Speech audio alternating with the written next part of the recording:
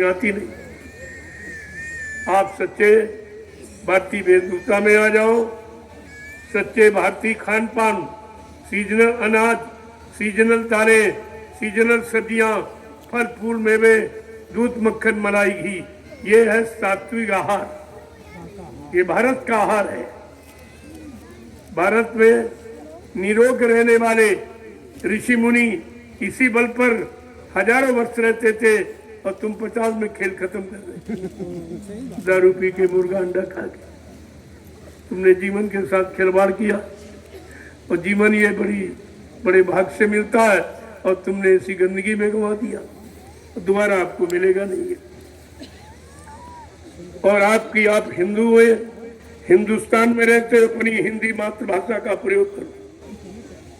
आज भी तुम ऐसी भाषा का प्रयोग करते हो जिसमें न लाइन है न मात्रा, हो तो बेलाइन है, और मात्रा सजावट होती, कुछ भी नहीं है। अपनी बातों को प्राथमिकता नहीं दे पाए। अंग्रेजों का आज भी आप सब दिया हुआ प्रयोग कर रहे हो, तो अंग्रेज कहाँ गए? जब वो अंग्रेजियत छोड़ गए और आप उसको छोड़ नहीं पा रहे हो और उसी में बिक गए हो, बन गए हो, तो ये बताओ आपको गुलामी तो माना जाएगा? अभी आप गुलामी से कहाँ मुक्त हो? सारे कानून, सारी मर्यादाएं और सारा कंधा खान पान और सभी तो अपनाए हो। ये पैंट पतलून ये तुम्हारे लिए बहुत हानिकारक है। जब हवा और प्रकाश नहीं लगेगा तो आप विषयी भोगी बन जाओगे। ये विषय बहुत बढ़ाने वाला, और जिस पश्चिमी देशों का ये पोशाक है वो सब होगी।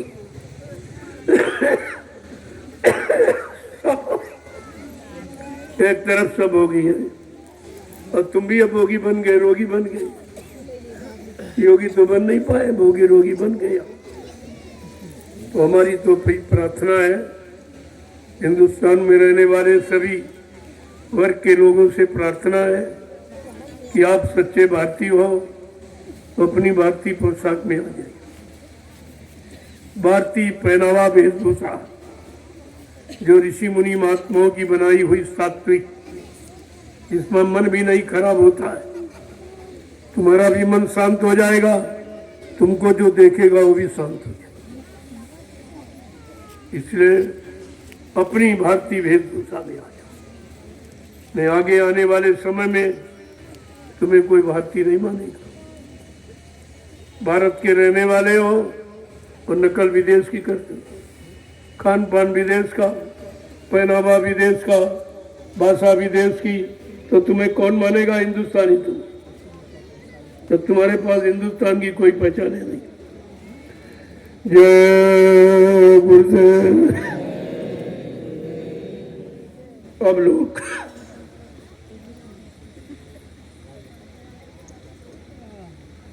अब आप लोग लाइन से खड़े हो जाए। समय हो गया, लेकिन ये जरूरी था। मैं तो बैठा ही नहीं हूँ। सुबह में निकला था लोगों के मिलने में 5 बजे गया, अंदर पानी पिया, फिर आपकी सेवा में आ गया। लेकिन अब ये कहूँ, जिन लोगों ने दर्शन कर लिए, अब आप समय खराब न करो, कल फिर मिलेंगे। कल मैं दिन में फिर निकलूंगा। दिन में इसीलिए मिलता हूँ कि आपको रात में देर न हो जाए और थोड़ा असुविधा हो जाएगी। कुछ लोग बाहर से, गांव से आते हैं, उनको जाने में मतलब कोई तकलीफ। लेकिन दिन में इतनी भीड़ थी कि हमको 5 घंटे मिले, फिर भी लोग रह गए। तो हमने कहा अब थोड़ा जाओ, सत्संग समय बहुत लेट हो रहा। मैं 2 घंटे वैसे भी लेट हूँ, तो वो समय मैं जरूर दूंगा। अब ये सत्संग यानी तुम्हारे पर दुख तकलीफ इतनी ज्यादा है, इनको कहने में कई महीने रातें निकल जाएंगी, उसका बयान नहीं हो पाएगा। इसलिए खास कार्य संकेत इशारा करता हूँ। जय गुरुदेव। देखो ये कार्यक्रम सबका, ये मत समझो कि बलरामपुर ये राष्ट्रीय कार्यक्रम है, दादा गुरु का पुण्य भंडारा है।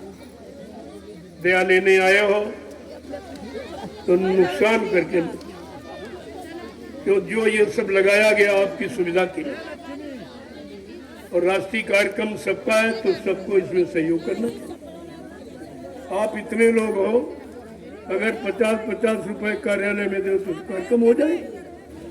किसी एक पर कोई बोझा नहीं और तुम्हारे पर कोई कर्जा नहीं आप भंडारों में 5-6 दिन भोजन खाए तो अगर 100 रुपये समझ लो 2 डाइट का, कभी 500 रुपये आते हो तो 500 तो नहीं आपसे मांगे जा रहे। कुछ न कुछ अपनी गाड़ी कमाई का ऐसे राष्ट्रीय कार्यक्रमों में फिर दया पाने वाला, 2 महापुरुषों की दया पाने वाला ये कार्यक्रम है। इसलिए कुछ न कुछ अपनी गाड़ी कमाई खर्च कर, और ये कमाई किसी के लिए नहीं है, इस कार्यक्रम के जो आप सेवा देंगे इस कार्यक्रम के मैंने मना कर रखा। अगर कोई इसका खर्च करेगा, अगर परिवार में कोई परेशानी आ गई तो हमारे पास शिकायत मत करो। ये जहर है, बिल्कुल जहर। ये पैसा गुरु का आप हजम नहीं कर। दसवांश गुरु का मैं दसवांश तो नहीं मानता, वैसे दसवांश गुरु का होता जो आपने नामदान दिया, उसका कर्जा है। दशांश अपनी कमाई का अगर देते रहोगे तो मैं गारंटी के साथ कहता आपके परिवार में कोई परेशानी, कोई बीमारी, कोई झगड़ा नहीं, क्योंकि वो पैसा दसवांश वाला वो नमिसार मिलेगा नहीं, वो नमिसार मिलेगा। मैंने राष्ट्रीय कार्यक्रमों के लिए बहुत छोटी सेवा कहा था, भंडारे के लिए 2 किलो गेहूं और 3 किलो चावल और 25 रुपए, तो कितनी छोटी सेवा, और इससे तुम्हारा कार्यक्रम हो जाए और बच भी जाए। लेकिन सब देते नहीं, और तभी तुम्हारे घर में बीमारी घुस जाती। तुम इधर कटौती की, उधर परेशानियां घर में घुस गई, और उससे ज्यादा चला गया, लाखों रुपए चला गया और इंसान मर भी गया। कोई लाभ आपने किया, तो ये आपको ध्यान रखना। इसीलिए कार्यालय क्या नहीं, किसी को कार्यालय क्या मतलब सीधे कार्यालय, और वहाँ मैंने कह रखा है ये पैसा निविष्करण जाए, क्योंकि एक हिंदुस्तान की लोगों की सेवा पूरे हिंदुस्तान की है, एक जिले में नहीं खर्च की जाएगी। ये सेवा जाएगी नैमिषारण, और 2 किलो गेहूँ 3 किलो चावल ये भी नैमिषारण जाएगा, क्योंकि अब आपके 3 भंडारे हैं और 3 आश्रम हैं, तो खर्चा तो रोटी का है। जहाँ हजारों प्रेमी रोज रोटी पाती, अब आप सोच ही लीजिए कितना खर्चा। ऐसी जगह तुम्हारा लगे कि तुम्हारी रोटी खाएं और भजन करें और सेवा करें, उसका लाभ तुम्हारे घर बैठे तुमको मिलेगा, उसका लाभ। क्योंकि अन्न खाकर भजन करेगा तो भोजन का लाभ होता है, ऐसे नहीं शराबी को वही खिला दो कोई लाभ, बल्कि पाप लगेगा। शराब पी कर अगर उसने चोरी की या व्यभिचार कुपचार कोई सत्कर्म किया बुरा, तो भी तुमको भी भोगना पड़ेगा, क्योंकि तुमने ऐसी जगह अपना धन ऐसा अन्न क्यों खर्च किया। ये सब चीजें जानकारी में करी। ये राष्ट्रीय कार्यक्रम है, सबका फर्ज है। आपके लिए व्यवस्था की गई है, सब मंच की भाई सबको दूर से दिखाई दे, साउंड सबको सुनाई दे, बिजली का ये सब रोशनी आपको उजाले में रखा जाए, और भंडारे आपको नाश्ता और सुबह शाम भोजन देंगे। अगर ये सब आपने प्रयोग कर लिया तो कितना कर्जा लग गया आप पर, कितना तो वजन भी तो नहीं करता। इसलिए हर प्रेमी को चाहिए कुछ न कुछ। मैंने तो बहुत कम कहा, इतने लोग अगर सब लोग 50-50 रुपए दे सकते, 50 रुपए बीड़ी तम्बाकू पान में थूक देते हो, लेकिन 50 रुपए से अगर परमात्मा बन जाए तो इससे बड़ा लाभ क्या है। ये आपको करना चाहिए। और जमीन के लिए आपकी जमीन ली जा रही तो सबको मालूम है, अगर उसमें आपका योगदान हो जाए तो आपका नाम हो जाए। जब तक जमीन रहेगी तब तक आपका नाम रहेगा। जमीन तो कोई यानी मतलब चुरा सकता नहीं, उठा ले जा सकता नहीं। और जमीन समिति की, किसी आदमी की नहीं है, समिति। मैंने इसीलिए समिति का निर्माण किया। तो ये इधर उधर की बात था कुछ। जो भी आप देते हो, मैं गिनता रखता तो नहीं हूँ, लेकिन खर्च अपने अनुसार करता। बेफजूली खर्च नहीं है। मुझे जरूरत जमीन की है, मैं भूमि में ही लगा। इस समय एक ही इशारा है भूमि की, जमीन ले लो। परिवार बड़ा है, एक घर में गुजारा नहीं तो दूसरा घर बन जाता, तीसरा बन जाता। तो हमारे पास हमारा परिवार 45 करोड़ का है, तो 3 आश्रम के 10 आश्रम बन जाएंगे। तब भी तो नहीं आप सबको रख पाओगे छाया में। लेकिन प्रयास ये है कि व्यवस्था तो आपकी कुछ बन जाए। अब बड़ा लोग सशंकित कि 4 साल में 3 आश्रम और वहाँ कुछ नहीं।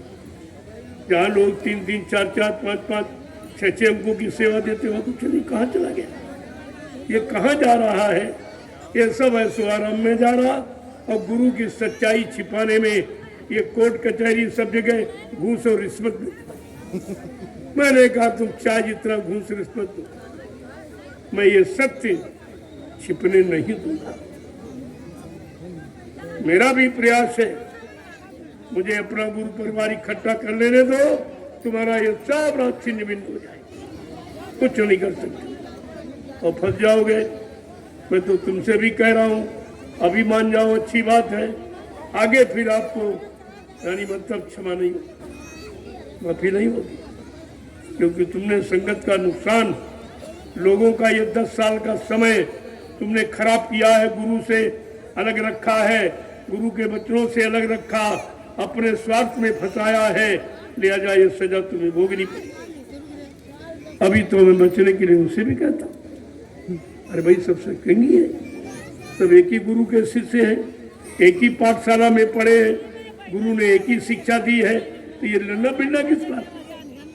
ये निंदा आलोचना ये कैसी?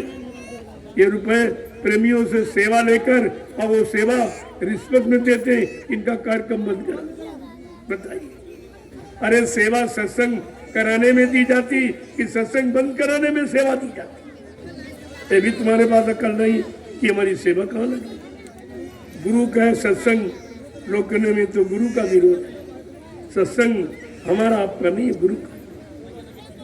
वो वचन गुरु के, किसी प्रेमिक से मुख से हो आपको सुना चाहिए। मैं नहीं कभी कुछ करता हूँ, इनके कार्यक्रम बंद कराओ, ये मेरा काम नहीं है। अगर कुत्ता किसी को काट ले तो क्या वो व्यक्ति कुत्ते को काटेगा? लोग क्या उसकी युक्ति सोचेगा, उपाय सोच लिए। और ये सब जगह पे अभी आपका बहराइच में कार्य, मैं चाहता था वो भूमि जहाँ पर के गुरुदेव यानी मतलब भूमि जो तक खेती काश्तकार संगठन की स्थापना की थी बाबा जी, मैं उसकी जानकारी देना चाहता था। क्यों कुछ नए प्रेमी हैं, उनको नहीं मालूम है कि भूमि जो तक खेती काश्तकार संगठन क्या है, ये कैसी नीति है, इससे काश्तकार भूमि जोतकों को क्या लाभ मिलेगा। मैं ये सब बताना चाहता था, लेकिन संसार वाले तो सुनते हैं, सुनना चाहते हैं, लेकिन ये सत्संगी विरोध करता है। ये तो कभी नहीं हुआ। और जय गुरुदेव नाम लेते, कर्मचारी अधिकारी हंसते, कितने मूर्ख हैं कि जय गुरुदेव नाम भी लेते और जय गुरुदेव नाम से सत्संग हो रहा उसका विरोध करते, उसको रुकवाने में घूस रिश्वत देते। सेवाओं का कितना बड़ा दुरुपयोग, इनको कैसे माफ किया जाएगा? मैं इनके बारे में सोचता रहता हूँ कि आगे आने वाले भविष्य में ये तो ऐसा काम कर रहे, ये बाबा जय गुरुदेव जी महाराज का शिष्य भी नहीं कहला सके। शिष्य बनने का अधिकार भी इन्होंने खो दिया। अरे सत्संग कराना, सत्संग में जाना, प्रेमियों को ले जाना, ये सत्संगी का कर्तव्य है। और ये सत्संगी कैसे नहाते हैं और घूम घूम के विचार करते हैं आधे घंटे अभी यहाँ क्या जब खड़ा कारण हुआ है हम लोग आए नहीं क्या? क्या तो मैं किसी की बातें नहीं करता, सत्य जरूर कहता हूँ, क्योंकि एक सत्य नहीं कहूँगा तो सत्य का द्रोही कहलाऊंगा, तो बहुत जरूरी है। और कोई तो सत्य कहने वाला होना चाहिए। जैसे महाभारत में कोई नहीं बोला, न महात्मा यानी न मतलब वो जितने थे उसमें गुरु द्रोणाचार्य जी थे, कृपाचार्य जी थे, भीष्म पितामह, ये सब श्रेष्ठ, सब जानकार, लेकिन ये किसी ने के मुंह से नहीं निकला। ये अधर्म है, ये पाप है। ऐसे पापी राजा के साथ में नहीं रहना चाहिए। और सब उसी का गुणगान गान उसी साथ रह रहे। लेकिन उस समय भी कोई था महात्मा विदुर जिन्होंने इस्तीफा दे दिया। ऐसे धर्मी राजा के राज में मैं काम नहीं करूंगा, मैं महामंत्री पद से इस्तीफा दिया। यहाँ किसी मंत्री मिनिस्टर ने इस्तीफा दिया? इतना अत्याचार, अनाचार, भ्रष्टाचार, पापाचार, हिंसा हो रही है। किसी ने त्याग पत्र दिया कि हमारा ऐसी धार्मिक भारत भूमि है जिस पर भगवान राम ने धर्म के लिए रावण से लड़ाई लड़ी, कृष्ण भगवान ने धर्म के लिए महाभारत किया। आज उस धार्मिक भूमि पर जब धर्म का इस तरीके से लोप हो रहा है, लिहाजा मैं काम नहीं करूंगा। किसी ने नहीं कहा। सब स्वार्थी लोभी लालची, जानते हुए समझते हुए भी कह नहीं पा रहे। तो तुम गुलाम हो पक्के, जो सच्चाई को नहीं कह पा रहे हो, अच्छाई को नहीं कह पा रहे हो, फिर तुम्हारी नियुक्ति किस लिए की गई, ये भी तो समझो। जय गुरुदेव। तो जिन लोगों ने पूजा न की हो जरूर करें। ये वो सांसारिक पूजा नहीं है, ये आत्मिक पूजा, आत्मा के कल्याण की। और उसका महाप्रसाद जो दो महापुरुषों का है दया, उसमें उस प्रसाद में 2 महापुरुषों की दया शामिल है। उसको भी ले लो, बहुत संभाल के रखिए। उसमें और मिला लो तो साल भर आपके काम आएगा।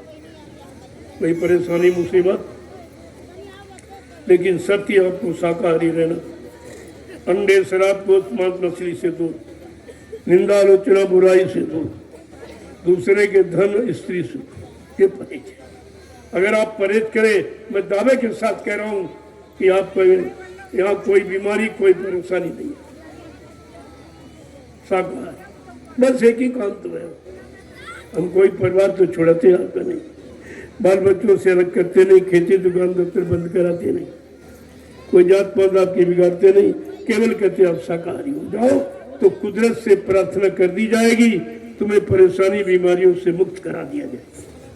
और नहीं करे किया तो आगे और बैठी हो। ऐसी जानलेवा बीमारियां तैयार हैं कि गांव के गांव, शहर के मुल्क सब हो जाएंगे। इन मकान खाली पड़े रहेंगे, कोई रहने वाला नहीं, और रहने में डर लगेगा कि इसी मकान में लोग मर गए, लिहाजा नहीं कोई जाएगा नहीं।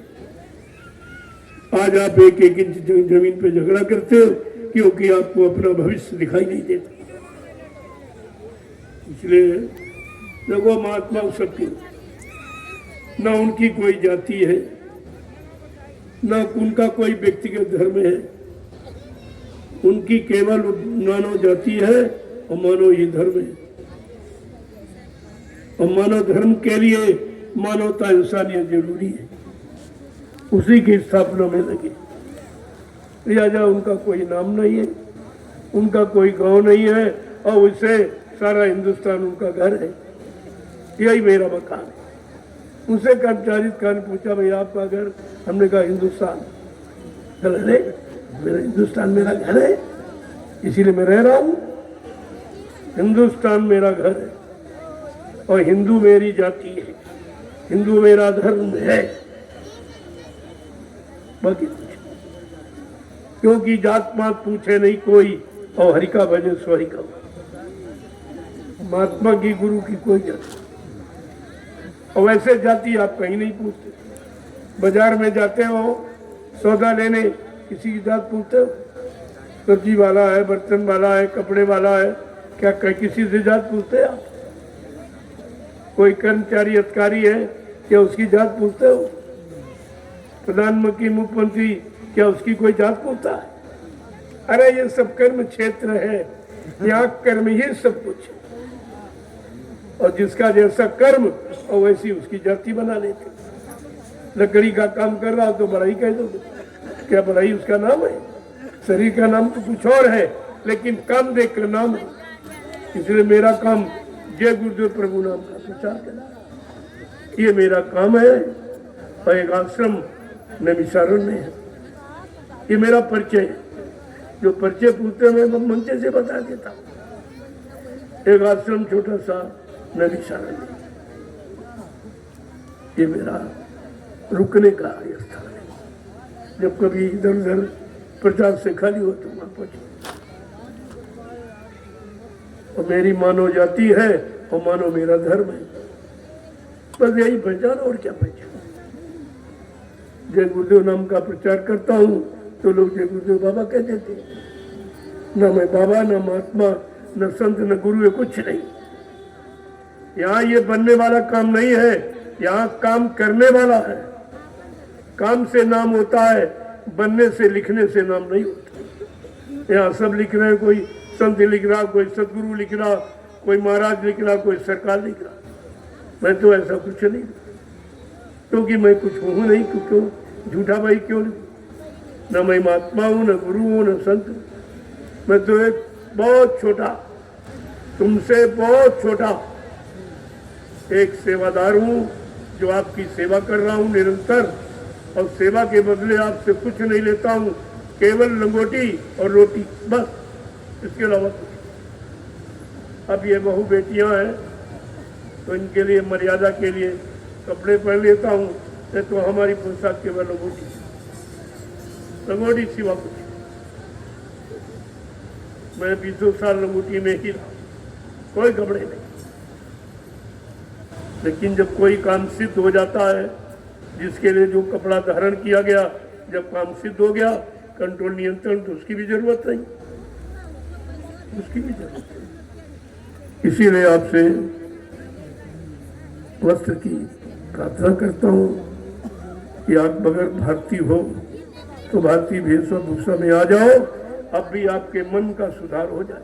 नहीं, मन की बीमारी कोई नहीं ठीक करता। मन की बीमारी के लिए कोई डॉक्टर में हकीम नहीं बना है, वो केवल संतों का आदेश, संतों के वचन ये मन की बीमारी को ठीक कर सकते हैं, अन्यथा ये काम कोई नहीं।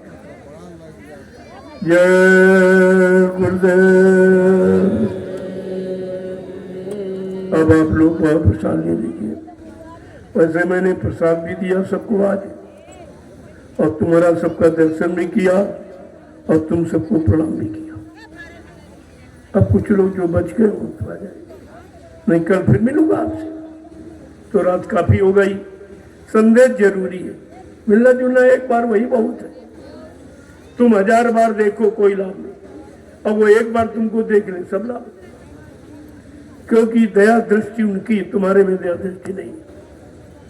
उनकी नजर पड़ जाए आपका काम हो जाए। ये बार बार बार बार लोग, आप भी परेशान होते, हमको भी परेशान करते।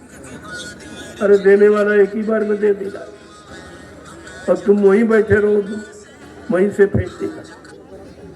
लेकिन आपको संतुष्टि नहीं होती, तो तुम्हारे लिए कितना समय, आज मैंने 5 घंटे समय लगाया और फिर आके यहाँ बैठ गया। अब ये बैठने का समय 12-13 घंटे रोज का। आपसे कह दिया जाओ बैठने, यहाँ सुनने आते हो, मैं देखता 50-45 बदलते हो इधर उधर, मैं तो ऐसे बैठा, यहाँ भी और वहाँ भी बैठ जाऊँ। आप सोचिए इतना परिश्रम आपके लिए किया, आपके लिए। हमारा इसमें कोई स्वार्थ नहीं, कोई लोभ लालच नहीं है, कुछ हमें चाहिए ही नहीं। मैं क्या करूं, जो आप देते हो उससे तुम्हारा काम कर रहा हूँ। तुम्हारे रहने ठहरने की व्यवस्था हो जाए, सत्संग सुनने की जगह बन जाए, भंडारा चलाने की, दिशा मैदान जाने की, स्नान करने की सब व्यवस्था अपनी बन जाए, ताकि किसी का सहारा लोगे तो भजन से कटौती हो जाए। हम तो चाहते दिशा मैदान में किसी खेत में बच जाओ। अब तुम्हारा इतना हो गया, उसमें व्यवस्था बना लो। एक खेत में नालियां बना दो, जितने दिन और सब लोग उसी आधा आधा बांट दो, आधे महिला आधे पुरुष। रोज जाइए आप, और पैर से मिट्टी खिसका दी। जानते हो 5 दिन कार्यक्रम, इतने लाख आदमी जब दिशा मैदान जाएगा, उस खेत में 4 वर्ष तक खाद नहीं डालनी पड़ी, इतना पैदा होगा। तो ये काम हम किसी को क्यों दें, अपने में क्यों न करें? इसलिए मैं मोटी फसलें पाता हूँ। अरे रखी बात सतगुरु धाम ने बुआ दिया और कह दिया इसमें गड्ढे बना दो और सब लोग इसी में लेटे जाओ, इधर उधर कहीं मत जाओ। ये लाभ किसी को क्यों देते हो वो नहीं समझता, तो लाभ अपने में रखो, तुम्हें खाद की आवश्यकता नहीं पड़ेगी। इतने बड़े बड़े कार्यक्रम आश्रमों पर कर देंगे कि खाद फाद की कोई आवश्यकता नहीं पड़ेगी, सब हो जाएगा। लेकिन पहले जमीन तो बना दी, जमीन तो आपके लिए बना दी जाए ताकि आपको हर तरह की सुविधा हो जाए। तो सभी लोग अगर सब आ जाएंगे 45 करोड़ तो मैं कहाँ बैठा लूंगा? अभी तो इतनी जगह नहीं है। और मथुरा में कुछ नहीं, वो यहाँ से मैं तो लाया नहीं कुछ, वो तो सब वही है, मैंने तो दिया नहीं कुछ नहीं, सब वही है। एक नए तरीके से ये संगत को खड़ा किया, इतनी मेहनत 10 सालों में की है जिसकी कोई गिनती गणना नहीं करनी। वहां तो पुरानी संगत है, उन दोनों ने एक आदमी भी नहीं खड़ा किया। वो गुरु की खड़ी हुई संगत उसी में लूटपाट कर रहे, कमा खा रहे, और यहाँ तो सब जीवों को खड़ा किया।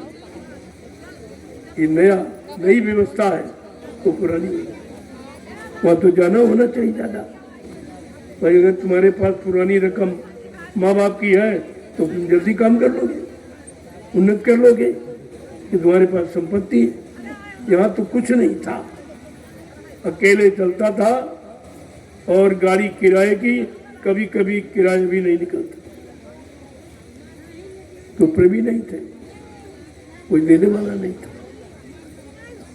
धीरे धीरे धीरे धीरे अपने रास्ते पर चलता रहा, अपना निशाना पक्का रखा। आज आप देख लीजिए तुम्हारे सामने ही है। इतनी जोरदारी के साथ संगत भागी चली आ, क्योंकि सबको दिखाई दे रहा कि काम कहाँ हो रहा, सत्संग कहाँ हो रहा। बहुत कोई सत्संग नहीं है और सत्संग बंद कराने का अभियान चला रहे, और हम सत्संग कहने का अभियान चला, एकदम उल्टा। और सत्संगी ऐसा कभी किसी युग में नहीं हुआ। ये भी अनोखा काम आप कलयुग का देखते कि राम भक्त आपस में प्रेम से रहते, कृष्ण भक्त रहते प्रेम से, लेकिन ये गुरु भक्ति क्या है? इनको देखो जरा, इनकी गुरु भक्ति देखो क्या है। अरे सत्संग जब उसी गुरु का है और उसी गुरु को मान रहे हो और उन्हीं की चर्चा है, तो तुमको तो उसमें शामिल शरीक होना चाहिए, बल्कि विरोध करना, बड़ा विरोध। लेकिन सफलता तो सफलता ही, सत्य कभी पराजित होता ही नहीं, और ये सब पराजित हो। अकेले ही मैंने सबको पराजित किया, घबरा गए, क्योंकि हमको इनकी पोल मालूम नहीं, ये क्या कह रहे हैं, जो सब झूठ है, 1% भी सत्य नहीं, सब झूठ। तो कहा रे भाई ये झूठ कब तक चलेगी? चलो जब तक चलेगी तब तक सही, जब तक चलेगी तब तक सही, तब तक राजा जी आ गए, कल हरे बदमाशों अब तक चली, अब नहीं चली। तो प्रेमियों, जब महाराजा आ जाएंगे तो ये उल्लू चमगादड़ कहाँ जाएंगे?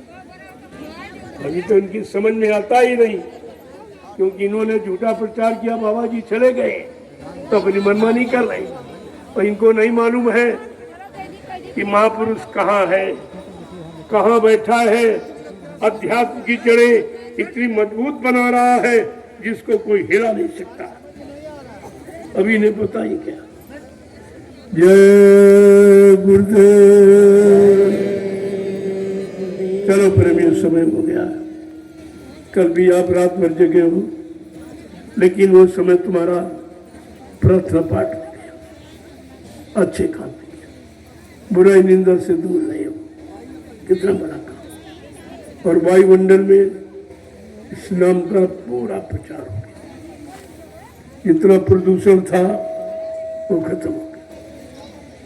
क्यों लिखा, नाम लेत भव सिंधु सुखाही करो विचार सुजन मन माई। ऐसे सज्जनों मन में विचार करो, जहाँ समय के जगाए नाम का स्मरण किया जाता है और जहाँ तक आवाज जाती उस नाम की, वहां तक का प्रदूषण समाप्त हो जाता है। कितना बड़ा काम आपने किया, ये छोटी मोटी चीज नहीं है। जय गुरुदेव।